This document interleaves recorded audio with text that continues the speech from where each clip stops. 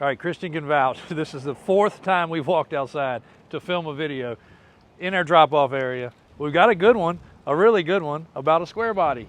But right now we have our supplier here that does detail supplies. The last time the phone rang, the time before that, our gate down here blew open. It was in the middle of the whole road, big old cattle gate blocking the street. Actually, it's the 5th time we came outside. Then I had a customer show up that took a lift that was perfectly fine, added more lift to it, threw the CV joint out and axle out, and then the other was a phone call. So we will get this video. Stay tuned. Finally, 4 more times in between here, but one was to actually eat a couple chicken nuggets, so that was okay. So we are finally 10 tries later about to film this video with no distractions. And to make it better for Christian and AJ, our new phone has a pause button, so we don't have to cut, clip, and do as much anymore. But a CUCV old school square body. So I have been very excited to walk out here and look at this and get it interrupted every single time. So you guys are basically seeing it just like me. This is one of the areas our transporter drops off from after hours. We also have 24-hour drop areas that are fenced and gated and codes. We got it pretty well organized for because we're always, every day, there's 2 or 3 things coming, 2 or 3 things leaving. Some days there's 6 or 8 things when we get here that have showed up. You just never know. But let's fire it up. And I just noticed, check that out. Must be a sign. I've never heard of that place, but they're actually in Virginia. It's got a Virginia inspection, so this was a Virginia-owned truck. Even though I purchased it out of North Carolina, it was a Virginia truck.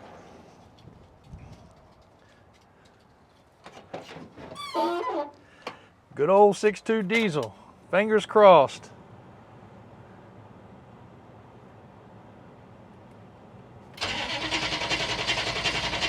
Come on, baby.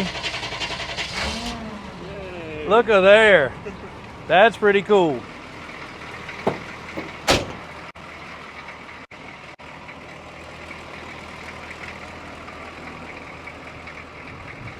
So 6.2 diesel was not the greatest diesel in the world, of course. 1 second. So brush bar inside the truck. And CUCV, what does CUCV mean? Commercial Utility Cargo Vehicle, I'm pretty sure. It might be carrying vehicle or cargo vehicle. But these were military trucks. Did they ever go to a different country? I don't know.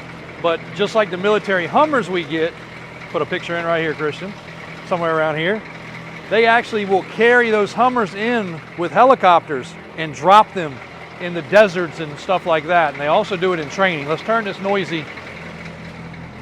Now that we know it runs, let's turn this. There we go. Yeah, let's turn that noisy booger off. I swear, the phone never stops. She's got a little whiskey dent right here. That's a little character. Got a little character in her. Not sure if maybe that was a tank that hit it or something. Yeah.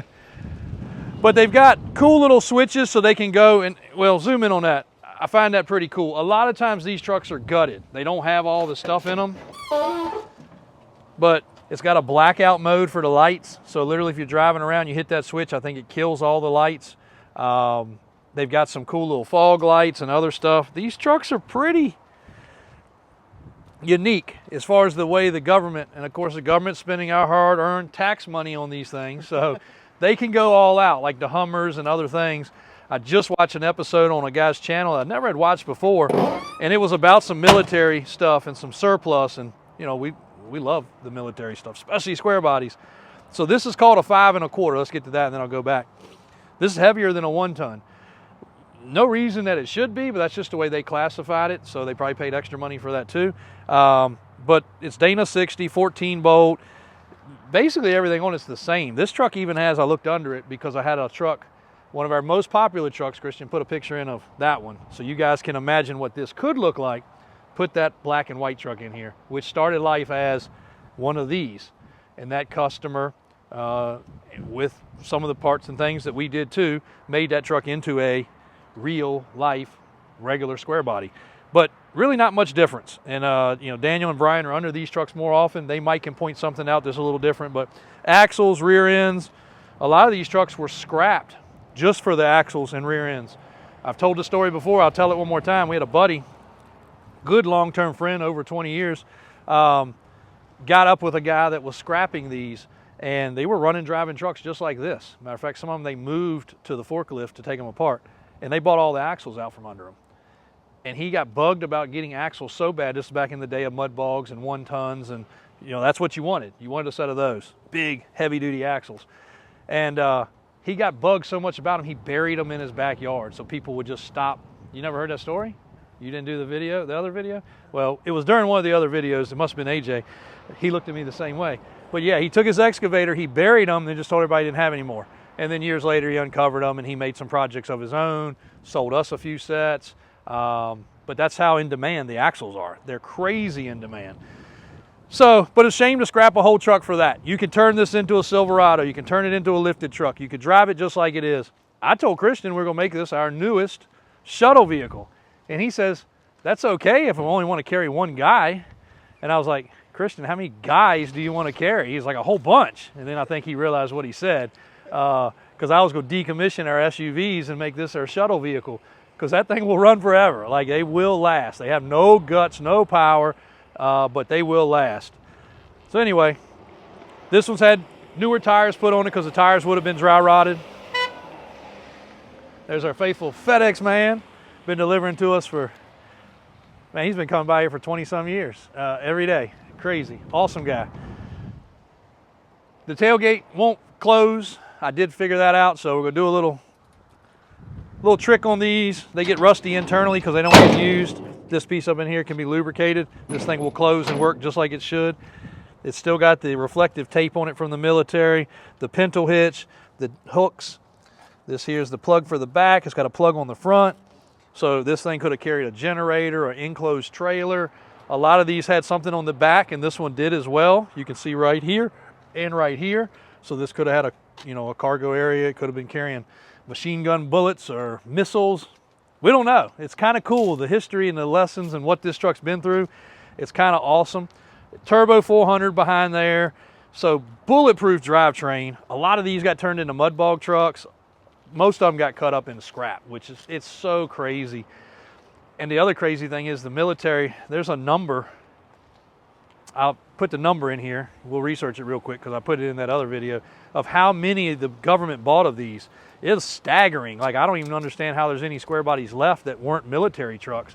The number of the military had. Now the military does have some, what body style do they have? They've got like 02, 03 body style trucks. So they skipped a whole generation of military trucks. And of course, those are nothing like these. They're not solid axle. They're not heavy duty. They probably have beefed them up. And again, our tax money has probably spent gazillions of dollars.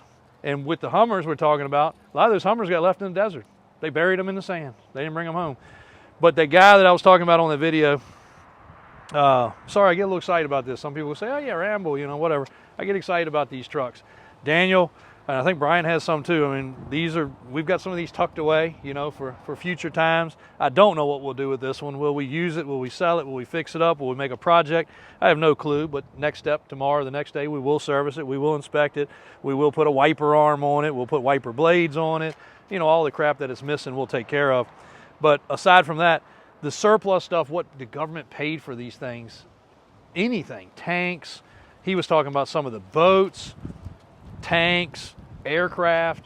The number is staggering, but they did a couple little doodads. So the guy doing the doodads in line, like whoever did this outfitting, Chevrolet sold the truck, but whoever did this and this and this and this and this and this, there was a bill for every piece of that. And it was a big bill, times however many numbers we're getting ready to find, thousands upon thousands upon thousands, tens of thousands of just this one style truck were made.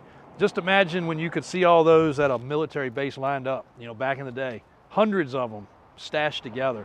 There used to be down here, and you can fly over it, and we have, and there's still some there, no square bodies. I have looked, but the Defense Center up here is not a no-fly zone, so we have flown over it before in the helicopter and looked down and saw lots and lots and lots and lots of vehicles that are either decommissioned or just sitting. So the government has an army, literally, of vehicles, and to us, that's some of the coolest. Not that I wouldn't like to have a Black Hawk, Not that I wouldn't like to have a submarine or one of those drug running catching boats with 5 or 6 motors on the back. All that stuff's cool too. But these things right here are pretty amazing. And to think you can buy a turnkey diesel square body truck that you could actually enjoy, it's pretty wild. Pretty fun to us. Watch the journey on this one. Where it'll go, I don't know. I have no clue. And I haven't told you guys yet, but we missed sick week. We should have led in with that. Maybe it wouldn't have gone real fast, but we've got one of the most killer vets you guys have ever seen. Like this vet, we should have gone to sick week with it. Watching all the different YouTubers go and have a blast. And I promise you guys, if this wind doesn't blow us away, we will in the future get to more of these events and get out in front of people a little bit more with some of the cool stuff. But this vet is going to decimate any vet that we've ever had, any vet that we've ever seen.